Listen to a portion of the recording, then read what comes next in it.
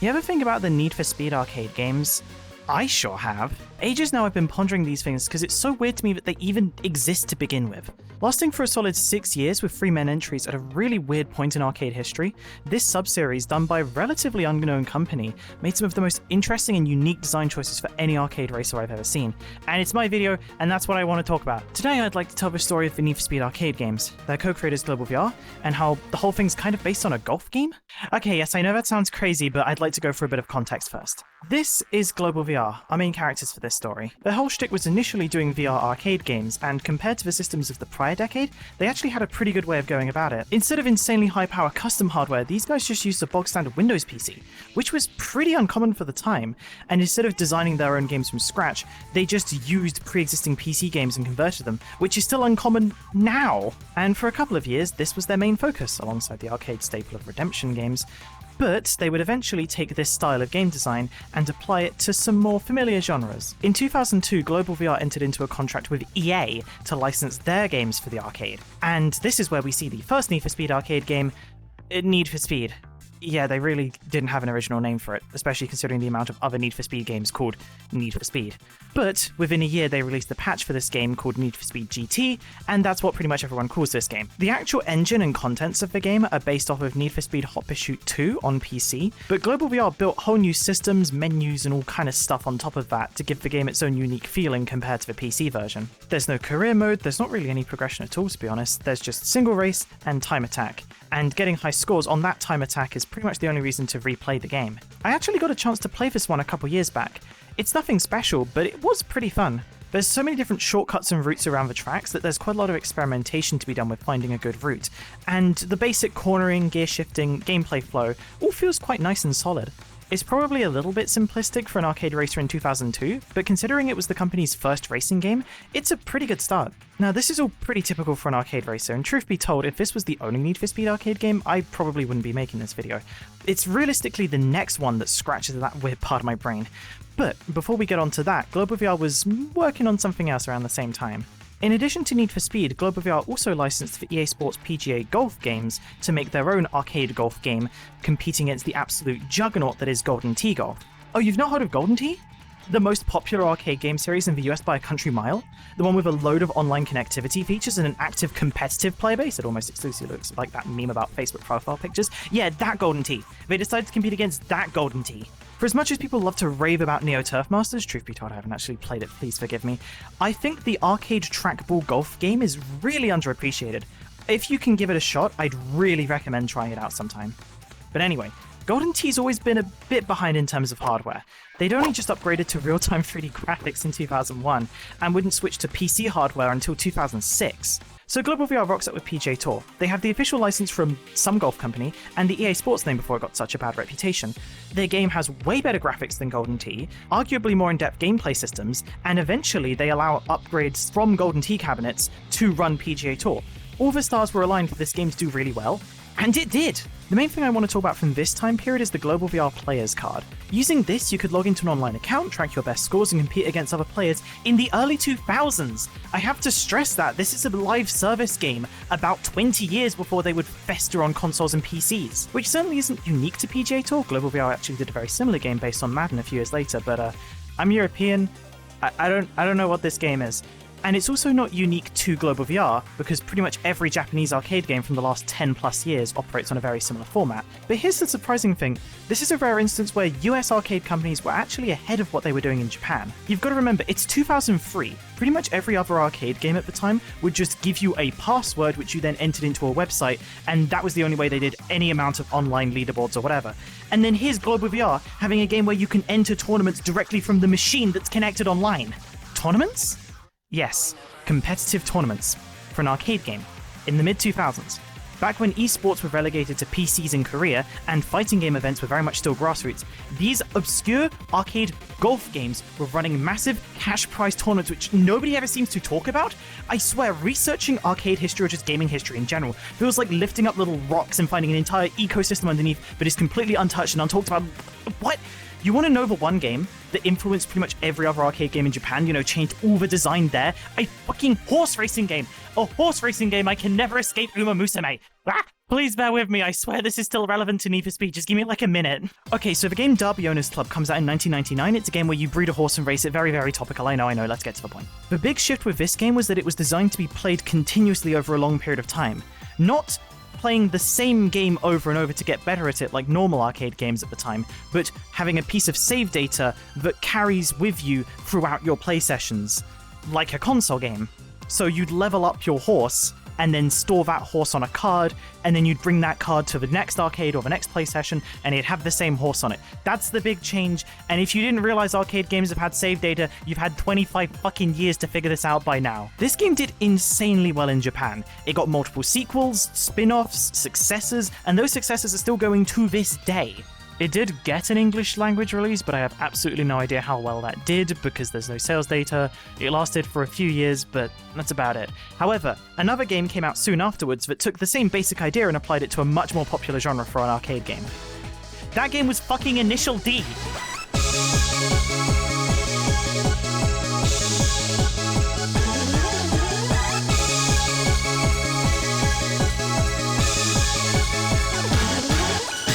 This is the arcade racing series of the early 2000s to me, and the ripples of this game's design choices, as well as that of the horse game before it, can be felt in so many arcade games that came afterwards.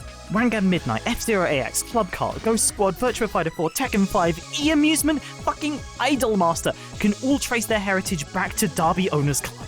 Over in the West, Raw Thrills would implement a more basic system where your save data was specific to the cab you were playing on, so it's a lot lamer, but Global VR instead built on the ideas of Initial D and combined it with the card system and general online features that they'd already created for PGA Tour to form Need for Speed Underground. The arcade game, not the console game. It came out 2 years apart for some reason. Now this is the one that's been on my mind for the last 5 years. An American-developed arcade racer taking cues both from Japanese games with a card-based profile saving system and full career mode, but also from American-developed golf games with its online connectivity and tournament play, all the while the whole game engine is based on a well-known console game, despite the fact nobody knows this arcade version exists. Yeah, that's the obscure video game bullshit that I live for. This game is seriously something else. While the older, more traditional arcade style of play where you just hop in, play a race, hop out again, was available for regular arcade locations with the game, Global VR also added in a bunch of extra systems that purposely tried to shift the game towards a more serious, engaged, competitive style of play like they had done with PGA Tour. That game's online tournament system was brought over pretty much wholesale, and since those tournaments had prizes, they were only accessible to people over the age of 18, which made sense for a golf game because those are an absolute staple of bars in America, at least so I've heard. But for an arcade racing game? That's ballsy. Arcades are often stereotyped as amusement spaces for kids, and the racing games that reside in them are often expected to be simple, throwaway affairs for those kids to have fun on. And here's the thing, right, that style of arcade game was experiencing a decline in the 2000s compared to the 90s and the 80s beforehand. The people screaming arcades are dead aren't entirely wrong. These factors of like increased competition from consoles, or other spaces, or just whatever, that was a thing, that was in play. But arcade games were able to adapt and change and move to new spaces, and Global VR was really ahead of the curve in that regard, doing it for a racing game. It made a game specifically targeting adults. It made a game with systems encouraging you to replay it more often. It made a game where you're meant to take it seriously, not just race on it for fun for 5 minutes and then leave. I say 5 minutes, most of them are like 1 minute these days. And you could argue a lot of that was done first with Initial D, but to see another company taking a crack at it, going for a slightly older demographic than that game in a slightly different environment, is really cool to see. But did it work out? That's tougher to say. I can say for sure that the online service and tournaments did run for a couple of years, but because this whole thing predates social media and YouTube, it's really hard to actually feel if it had any impact at the time. Hell, I don't know if the online functionality was even enabled outside of the US. And this is the part where I beg a little bit. If you were around for these games in their heyday, if you played the online systems or even just the career mode, let me know. Did anyone else play them? Were they popular or not really? This is the kind of thing where I couldn't find anything in my research, so I'd appreciate any anecdotes you had. But anyway, and that's not even getting into the bigger elephant in the room here. Notice how all the gameplay looks slightly off, and that I don't have any footage of the game's menus? Well, that's because it's impossible to emulate. It requires a custom security dongle and I/O board, neither of which have been cracked yet. So all we have is a debug launcher where you can just plop yourself into a race without any of the career, any of the online. The only way to access half of that is to track down a working cab, hope it has a working card reader, and then hope that it hasn't been turned off by the operator. But because I have tried out the gameplay, what did I think of it? It's a bit on the simple side and definitely quite chaotic, but I actually had a lot of fun playing it. It kind of reminded me of Wangan Midnight Maximum Tune when I first played it. I don't know if that was intentional, but stuff like the camera, the drifting, it's all sort of reminiscent of it, but doing its own thing in the same way. I do find it really cool that Global VR was able to evolve the gameplay from NFS GT, despite the base games for these two arcade games being wildly different. It's a neat bit of continuity, and I did appreciate it. It is worth noting that the PGA Tour games were popular enough that there's a fan base fixing up and playing on old cabs to this day. They even managed to get a server revival going, which I think is really cool, but they very much seem to be a semi-private group doing their own thing. I certainly wouldn't go and beg them to add Need for Speed support to their server, for example. Leave them alone. Oh, and speaking of PGA Tour, if the series was so popular, what happened to it? Well, that's the thing. Global VR ended up getting sued by Incredible Technologies, developers of Golden Tee Golf and inexplicably Street Fighter the movie The Game, because one of these arcade golf games was apparently considered to be too similar to the other one to let that slide. No, I am not making this up. Specifically because PGA Tour allegedly copied the control scheme and visual layout of Golden Tee. In the end, the court basically said that IT couldn't copyright the concept of an arcade golf game played with a trackball, TLDR, eat shit. However, Global VR would be the ones who truly ate shit because all the legal fees combined with the costs from licensing from EA and the real-life PGA Tour would all add up pretty quickly. Updates to PGA Tour, the arcade game, not the golf thing, would end in 2006, and the servers were finally shut down in 2008, which was the same year that Global VR would release their last Need for Speed game, an adaptation of Need for Speed Carbon. Which is still kind of weird, but at the very least we should be used to that, considering there was also a 2-year time gap between Underground on consoles and arcades. I guess Global VR hoped that things would work out like they did last time. Unfortunately, the Need for Speed series was kind of hitting a slump on consoles in terms of relevancy, but at the same time I doubt the arcade audience would have really noticed. And when I say arcade audience, I very much mean the casual, amusement arcade audience. Carbon stripped back any and all online connectivity features and refocused the game into being a simple, casual, all-ages racing game. You could still use your Global VR card to access a career mode, but all the save data was local to the cab you were playing on, so it realistically wasn't any different to the pin code system used in the competing Fast and Furious arcade games. Most of the uniqueness was gone by now. Underground felt like it really wanted you to use its card features, like there's this whole other game buried beneath the surface, specifically centered around them. By comparison, in Carbon, it just feels like they're there for the sake of it, take it or leave it. Now, I actually have a cabinet for this game relatively local to me, so I've been able to play it on real hardware rather than just emulating a bit of it. So, what's my verdict on the gameplay? It's fine, I guess. You kind of just move your car through space without any real struggle or mechanical depth to the whole thing. Granted, some of that is probably because the cab I'm playing on is absolutely thrashed and half the controls aren't even working, but in this one I literally can't drift, so any depth to the cornering whatsoever is just slowing down and taking a good line, which is enough to be fun in other games where there's resistance to it. In Carbon, it feels like it takes no effort at all to get around corners. There's only two things you can really do to actually influence whether you win or lose in Carbon.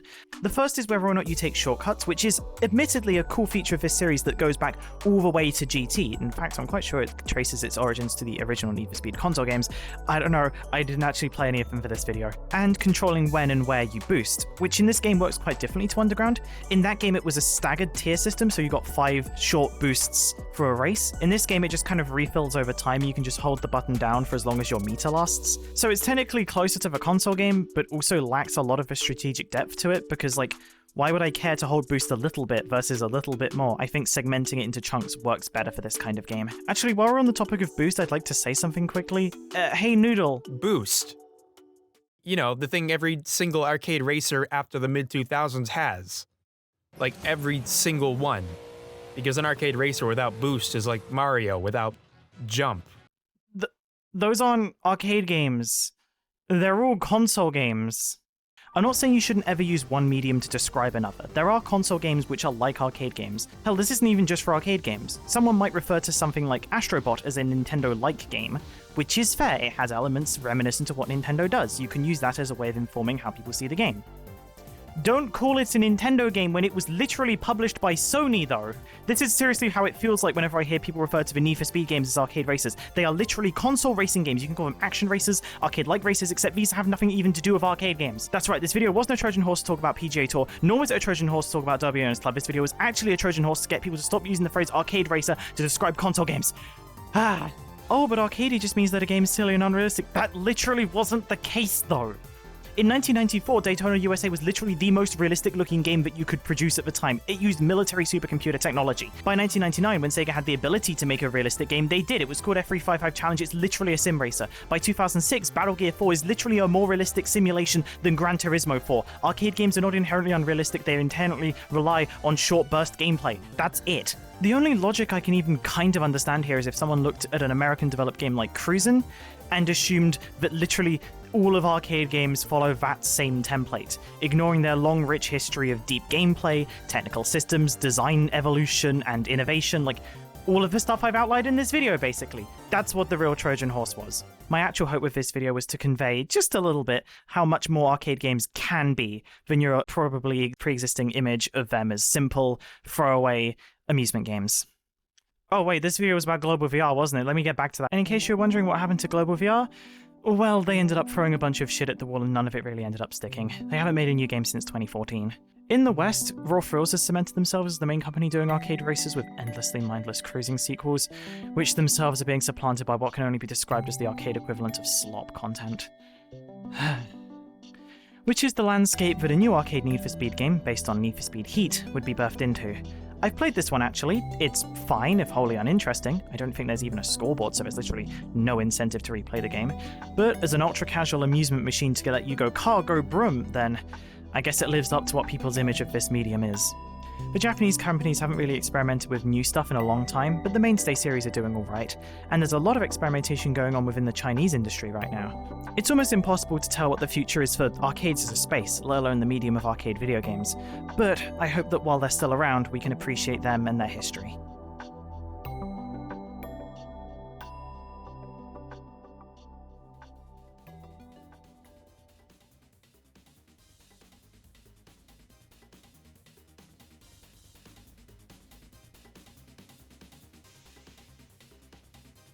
Like, no, I wasn't kidding. The video's actually over. You can go now.